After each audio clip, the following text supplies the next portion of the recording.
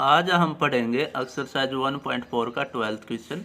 In A survey of 100%। सर्वे का रखा है, इसका मतलब हमारे पास क्या दे रखा है, यूनिवर्सल सेट दे रखा है जिसमें कितने एलिमेंट है, 100% है।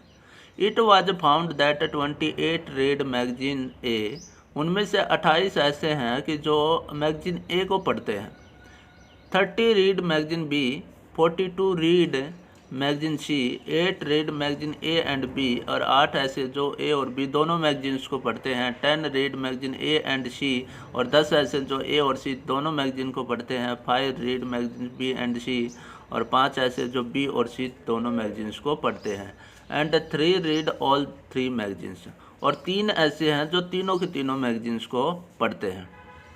Find how many read none of the 3, ऐसे कितने हैं जो एक भी मैगजीन नहीं पढ़ते, none of these magazines. Second हमें निकालना how many read magazine C only, केवल सी को पढ़ने वाले कितने हैं, केवल सी को पढ़ने वाले कितने हैं। तो वेन डायग्राम के द्वारा हम इसको फाइंड आउट करते हैं। एक हमारे पास दे रखा है यूनिवर्सल सेट, क्योंकि सर्वे की बात हो रही है।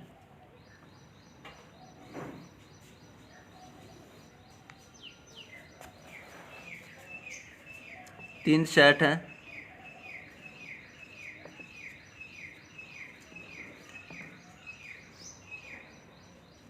ये वे हैं जो मैगजीन ए को पढ़ते हैं, इसमें वे आएंगे जो बी को पढ़ते हैं, और इसमें वे आएंगे जो सी को पढ़ते हैं।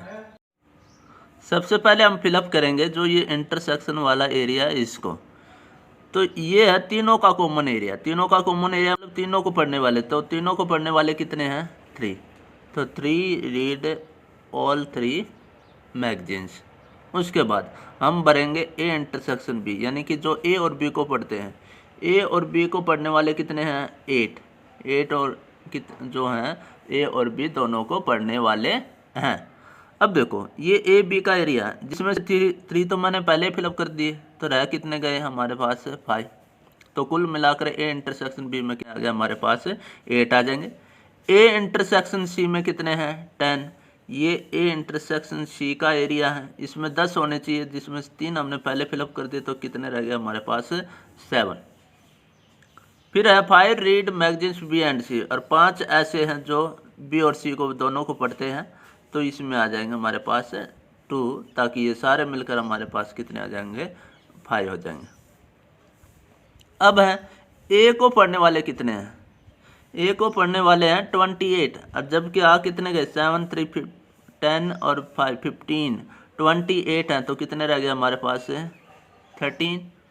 उसके बाद है बी को पढ़ने वाले 30, फिलअप कितने हो गए 3 और 2 5, 5 और 5 10 है, कितने 30, तो कितने रह गए 20।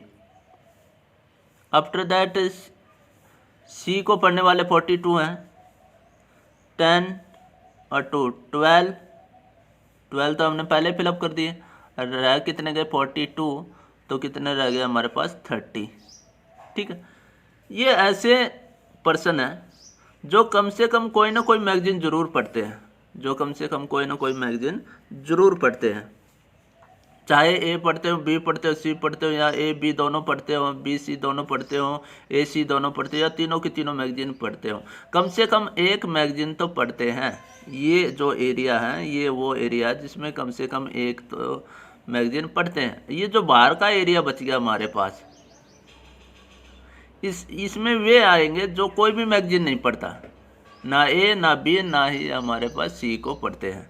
ठीक है, अब देखो सारे हैं कितने 100, तो ये कितने हो गए जो कम से कम एक पढ़ रहे हैं, तो इनको हम काउंट कर लेते हैं।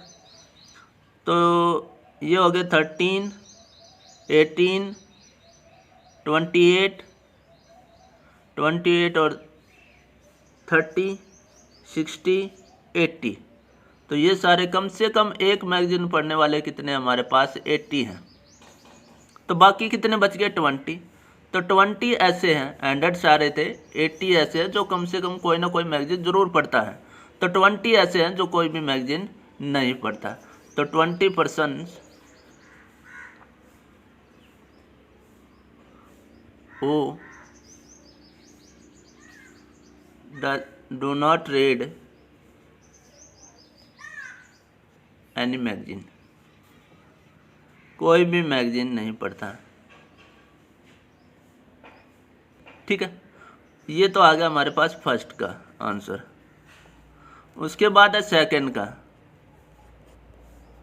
सेकंड कह रहा है कि how many read magazine C only, केवल सी को पढ़ने वाले। तो उस केवल सी का तो एरिया ये वाला है और इसमें केवल सी, ना तो ए आना चाहिए ना ही बी आना चाहिए। तो ये जो एरिया बची है उसमें कितने हैं 30। तो 30% who read only C magazine, केवल सी मैगजीन को पढ़ते हैं, ये हो जाएगा। ठीक है, तो बाय वेन डायग्राम हमने ये फाइंड आउट कर लिया। ठीक है, उसके बाद अब है question number 13। A survey shows that 67% of the people like product P1। सर्वे है तो यूनिवर्सल सेट की बात करेगा। शोज दैट कि 67% of the people like product P1। 67% का मतलब क्या है कि मान लिया कि 100 है तो 100 में से 100 है, 100 में से 67 जो है वो प्रोडक्ट P1 को लाइक करते हैं, हो कितने भी, पर उनमें से जो एवरेज सी आएगी तो 100 में से 67 ऐसे हैं जो प्रोडक्ट P1 को लाइक करते हैं। वेराज 73% लाइक प्रोडक्ट P2, 100 में से 73 ऐसे हैं जो प्रोडक्ट P2 को लाइक करते हैं। If X% of the people of like both the products P1 and P2 तो then find the value of X। तो X की क्या निकालनी है, आपको वैल्यू निकालनी है। तो परसेंटेज को हटाने के लिए हम सारे जो भी पर्सन पीपल थे उनको 100 मान लेते हैं। उनकी संख्या कितनी थी हमारे पास है 100 के इक्वल थी। तो let the total number of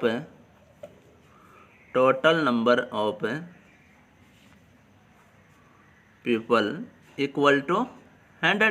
तो हमने 100 के इक्वल ही मान लिया ताकि परसेंटेज हट जाए। ठीक है, उसके बाद लेट ए डिनोट या A B the set of people, वे पीपल हैं who like product P1 and B be the set of people who like product P2, जो प्रोडक्ट P2 को लाइक करते हैं। ठीक है, अब यूनिवर्सल सेट में कितने एलिमेंट आ गए हमारे पास 100 एलिमेंट आ गए। उसके बाद एन ए में कितने हैं, ए में होंगे कि P1 को लाइक करने वाले कितने 67, तो एन ए हमारे पास 67 आ गया। उसके बाद एन बी कितना होगा, एन बी होगा हमारे पास 73 और एन ए इंटरसेक्शन बी ये हमारे पास आ जाएगा X, क्योंकि X% ऐसे हैं जो दोनों को लाइक करते हैं प्रोडक्ट P1 और P2 को। यहाँ से सबसे पहले हम एन ए यूनियन बी निकालते हैं। इसका फार्मूला क्या रहेगा, N A plus N B minus में एन ए इंटरसेक्शन बी। तो ये 67 प्लस में 73 माइनस में X, तो ये हमारे पास हो गया 140 माइनस में X। अब हमें पता है कि जो यूनियन में एलिमेंट होंगे वो यूनिवर्सल तो कम होंगे। ठीक है, यूनिवर्सल तो सबसे बड़ा सेट है और इसमें तो सबसे ज़्यादा एलिमेंट होंगे। तो N A union B is less than equal to N of universal set. इसमें element 140 minus X is less than equal to, और इसमें कितने हैं 100। इसको सोल्व करो, ये माइनस का X उस साइड गया तो प्लस का साइन चेंज मत करो, ये प्लस का 100 इस साइड माइनस का 100, लेस देन का लेस देन रहेगा X, तो ये बच गया 40 इज लेस देन X। तो एक इक्वेशन तो आ गई ये। इसको यार ये पढ़ लो कि X, देखो X is greater then, X जो है वो बड़ा है किससे 40 से, X is greater than equal to 40। तो जो X की वैल्यू होनी चाहिए वो 40 से ज़्यादा होनी चाहिए। अब ज़्यादा कितनी होगी, अब ये तो नहीं है कि जो ए में आदमी हैं को एक्स जो है वो कॉमन है, तो इनके एलिमेंट से तो ज़्यादा हो ही नहीं सकता, या तो ए के एलिमेंट से ज़्यादा नहीं जा सकते, बी के एलिमेंट से ज़्यादा नहीं जा सकते, ठीक है ना। कॉमन में तो क्या होगा, ज़्यादा से ज़्यादा इतना हो सकता है कि ये एक सेट दूसरे के सेट के अंदर लाई कर सकता है, तो कॉमन ये वाला एरिया आ सकता है, किसी भी सेट के दूसरे सेट के बराबर आ सकता है, या तो ए के आए या फिर बी के आए, ठीक है। पर दोनों से तो बड़ा हो ही नहीं सकता, ठीक है। तो यहाँ से जो है एक कंडीशन और आएगी कि ये जो एक्स पर लिमिट लग जाएगी, कंडीशन कि एक्स की जो वैल्यू है वो 40 से तो बड़ी है, पर किससे छोटी रहेगी, किससे कम रहेंगे इसके एलिमेंट कम रहेंगे, किससे, ए सेट से और बी सेट दोनों से, क्योंकि उससे ज़्यादा कॉमन तो आ ही नहीं सकता, ठीक है। तो ये हमें पता है कि N A intersection B subset होता है ए का, और N A intersection B subset होता है बी का। तो यहाँ से आ जाएगा, क्योंकि ये इसी के सबसेट होते हैं, तो इसमें एलिमेंट क्या होंगे हमारे पास, less than equal to N A and N A intersection B less than equal to N B. तो इनसे तो कम रहेंगे इसके एलिमेंट। ये क्या हमारे पास x is less than equal to N A कितना था 67 and x is less than equal to 73। अब देखो या तो 67 से कम रहेगा या 73 से कम रहेगा, दोनों का यूज करना है एंड। तो यहां से हम ये कह सकते हैं कि 67 से ही लेस रहेगा, या एक काम करो नंबर लाइन के द्वारा हम इसको यूज करते हैं। एक नंबर लाइन ली, इस पर दो नंबर कहीं ना मिले, कहीं ना कहीं आपको मिलेंगे, एक तो 67 फिर उससे बड़ा आ जाएगा 73। पहले वाला कह रहा है कि x जो है वो 67 से कम होना चाहिए, 67 ये रहा, इससे क्या होना चाहिए, कम होना चाहिए। दूसरा कह रहा है कि इसकी वैल्यू जो है 73 से क्या होनी चाहिए, कम होनी चाहिए, ये बड़ा। तो कॉमन चीज़ क्या है, तो कॉमन चीज़ ये आई दोनों से कि x जो है वो लेस देन होना चाहिए 67 से, 67 से क्या होना चाहिए, लेस देन होना चाहिए, ठीक है भाई। 67 से किसी एक सेट से ज़्यादा जा ही नहीं सकता। मान लिया कि अगर हमारे पास सेट ये ए सेट बी सेट है और ये ए सेट है, अगर ए सेट इसमें कंटेन कर गया तो कॉमन चीज़ तो ए के छोटे बड़ा ही तो आएगा जिसमें कम एलिमेंट है। अब कम एलिमेंट किस में है, एक में 67 बता रहा है, दूसरे में 73 है, तो कम किस में है, 67 है, तो उससे तो या तो उसके बराबर आएगा या उससे क्या रहेगा, लेस रहेगा, ठीक है। उसके बाद दोनों को ऐड कर दो, दोनों का मतलब कि 40 से तो बड़ा रहेगा पर 67 से क्या रहेगा, छोटा रहेगा। तो x की जो वैल्यू है इसको 1 ले लिया, 1 इसको लेट कर रखा और इसको मान लिया हमने सेकंड। तो x की जो वैल्यू है वो 40 से तो क्या होगी, greater than equal to and less than होगी 67 से, फ्रॉम 1 एंड 2, ठीक है। दोनों से हमारे पास क्या आएगा, जो x की वैल्यू है वो ग्रेटर देन इक्वल टू होएगी 40 से और लेस देन रहेगी 67 से, ठीक है। अब आपका लास्ट क्वेश्चन 14, इन ए सर्वे, फिर से सर्वे कर रहा कितने स्टूडेंट का, 25 स्टूडेंट का। तो ये आपके पास क्या दे दिया उसने, यूनिवर्सल सेट दे दिया, ठीक है। इट वाज फाउंड दैट, ये मिला कि 15 had taken mathematics, 12 had taken physics and 11 had taken chemistry, 5 had taken mathematics chemistry, 9 had taken mathematics physics, 4 had taken physics and chemistry and 3 had taken all 3 subject. तो 3 subject हैं, 3 subject किस किस ने ले रखे हैं वो उसने डिटेल बता रखी है। तो find the number of student who had, अब वे हमें संख्या बताने, फर्स्ट पार्ट बताएंगे, इस तरीके सारे पार्ट आपको बताने हैं। तो फिर से 3 सेट दे दिए, तो हम किसका यूज करेंगे, वेन डायग्राम का यूज करेंगे। तो वेन डायग्राम में एक सेट ये ले लिया, दूसरा सेट ये लिया और तीसरा सेट ये वाला ले लिया। क्योंकि सर्वे कर रहा है इसलिए हमारे पास क्या होगा, एक यूनिवर्सल सेट होगा। Universal set. ये जो सेट है ये हमने मान लिया मैथमेटिक्स का, मैथ्स का। ये सेट हमने मान लिया फिजिक्स का, और ये वाला सेट हमने मान लिया केमिस्ट्री का। पहले हमने फिलअप करना जो तीनों में कॉमन है, तो तीनों में जो कॉमन है उसमें कितने स्टूडेंट हैं वो हमें चेक करने।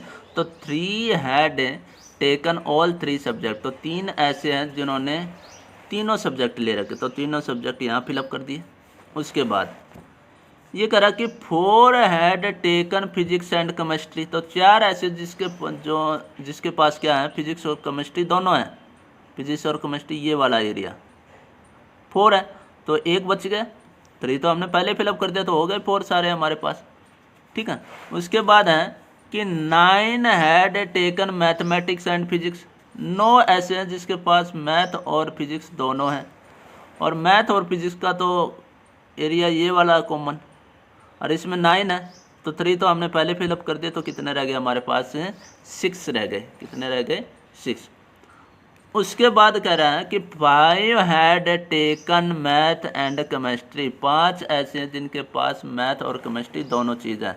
मैथ और केमिस्ट्री का ये वाला एरिया है, इसमें 5 है, तो 3 हमने पहले फिलअप कर दिए, तो रह गए कितने हमारे पास, 2। उसके बाद है 11 हैड टेकन केमिस्ट्री, 11 के पास केमिस्ट्री है, तो 2 3 5 और 1 6 हो गए, तो कितने रह गए, 5।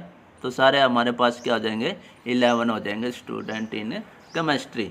फिर कह रहा है फिजिक्स में 12 है, फिजिक्स में कितने हमारे पास है, 12 हैड टेकन फिजिक्स, तो फिजिक्स में हो गए 12।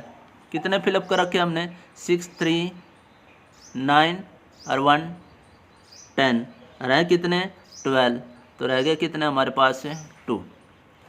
और लास्ट में हमारे पास है मैथ में कितने स्टूडेंट है, 15, 6 3 9 और 2 11, 15 है सारे, तो रह कितने गए, 4, तो सारे कितने हो गए, 15 हो जाएंगे। ये वो स्टूडेंट है जो कम से कम कोई ना कोई सब्जेक्ट तो ले रहा है, या तो मैथ ले रहा है, या फिजिक्स ले रहा है, या फिर क्या ले रहा है, केमिस्ट्री है। सर्वे किया गया था, इसलिए कुछ हो सकते हैं जो इन तीनों में से कोई भी सब्जेक्ट नहीं ले रखा हो, तो वे स्टूडेंट भी हम फाइंड आउट कर लेते हैं कितने हैं स्टूडेंट जिनके पास कोई भी सब्जेक्ट नहीं है इन तीनों में से।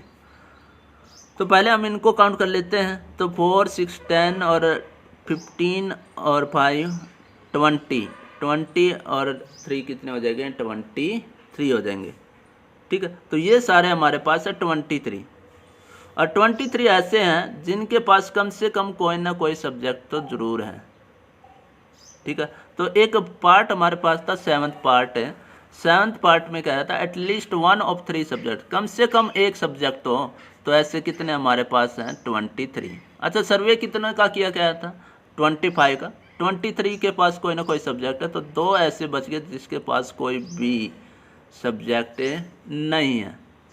तो नन ऑफ 3 सब्जेक्ट, जिसके पास कोई भी सब्जेक्ट नहीं है, वो कितने बच गए हमारे पास है, 2, ठीक है। बाकी का जवाब हम देते हैं, पहला हम करते हैं फर्स्ट पार्ट। फर्स्ट पार्ट कह रहा है कि ओनली केमिस्ट्री, अब केमिस्ट्री केवल कितनों के पास है, 5 के पास है, तो 5 स्टूडेंट हैं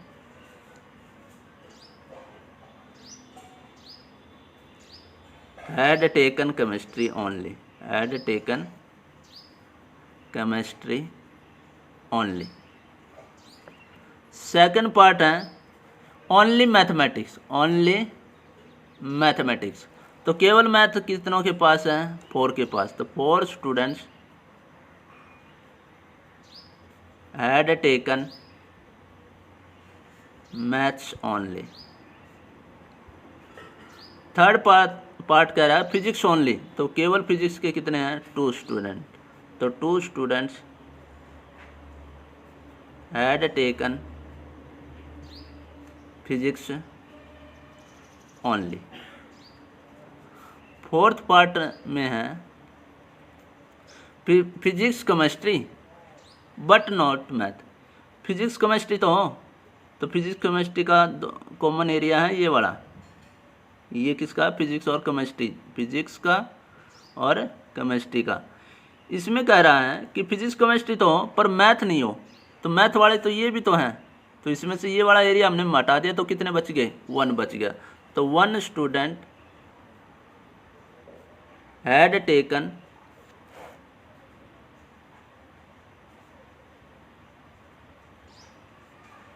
फिजिक्स,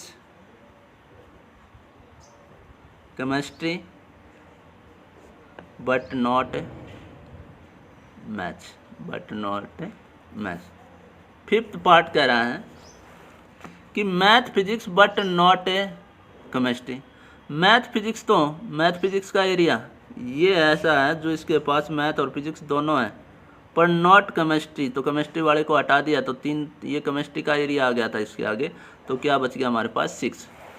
तो 6 students had taken math physics but not chemistry. इसके बाद 6th पार्ट है only one of the subject, केवल एक ही सब्जेक्ट हो, या मैथ हो, फिजिक्स हो, केमिस्ट्री हो, केवल एक ही सब्जेक्ट होना चाहिए।